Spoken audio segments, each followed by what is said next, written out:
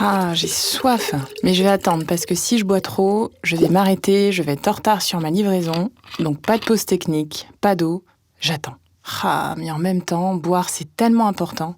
Mais en fait, pourquoi faudrait boire? Et puis combien? Et c'est quoi l'idéal? Bonjour, je suis Anne-Laure Meunier, je suis diététicienne nutritionniste. Vous êtes sur le podcast Plein phare sur mon assiette. Et aujourd'hui, je vous parle d'hydratation. Allez, en route! L'hydratation, qu'est-ce que c'est? C'est tout simplement d'apporter de l'eau à notre corps. Mais à quoi ça sert finalement?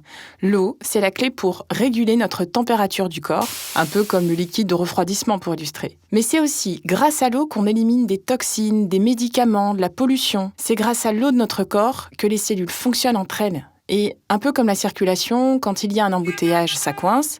Eh bien, quand il y a de l'eau, ça fluidifie la route, mais pas de voiture. Plutôt des éléments de notre sang, comme des protéines, des vitamines, des minéraux. Et c'est pour ça qu'être hydraté est aussi important sur notre vigilance. Vous saviez ça que 1% de déshydratation est égal à 10% de nos performances physiques et intellectuelles en moins, et 2% de déshydratation, c'est 20% de perte. 3%, c'est 30% de moins. Bon, vous avez compris la suite. Maintenant, vous allez me demander combien il faut boire d'eau. Eh bien, l'idéal, c'est au moins 1,5 litre.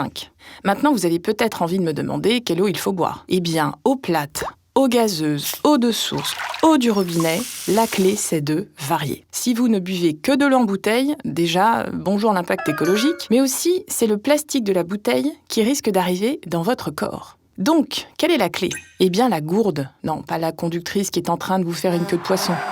Achetez-vous une gourde et remplissez-la à chaque pause. La tisane ou les infusions, ça fonctionne aussi. Et puis, vous le savez certainement, mais les boissons qui contiennent de la caféine, du sucre et de l'alcool, ça n'hydrate pas. Alors, le thé et le café, c'est maxi 3 par jour, et l'alcool, c'est 2 verres par jour, mais pas tous les jours. Et c'est un maximum. Si vous trouvez l'eau fade, ajoutez du sirop, mais sans sucre, ou des fruits coupés, ou même des aromates comme de la menthe. Pour finir, boire, c'est essentiel.